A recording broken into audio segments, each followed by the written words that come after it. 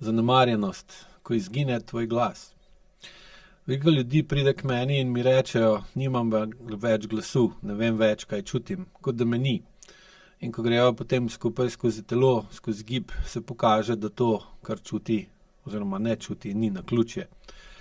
Oseba je bila kot otrok večkrat preslišana, fizično zanemarjena, čustveno zanemarjena in potem se je njeno telo in posledično njena podzavest naučila, da je bolje biti tih, nepoznan, nepomemben, ne zato, ker bi želel molčati, biti tak, ampak zato, ker je bilo preveč nevarno, da bi kljub vplivu bil ignoriran.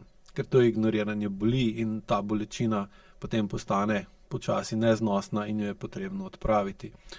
Ker bolečina nas v bistvu uči. In če nas ignorirajo, se naučimo, da je bolje biti nepoznan, neviden in je tako lažje.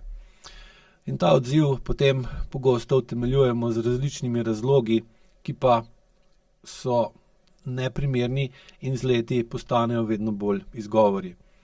Telo pa to nepomembnost ohrani. Razvijamo zaprt prsten koš, kar vpliva na naš glas. Razvijamo držo, ki deluje, da smo nepomembni, prazni, votli.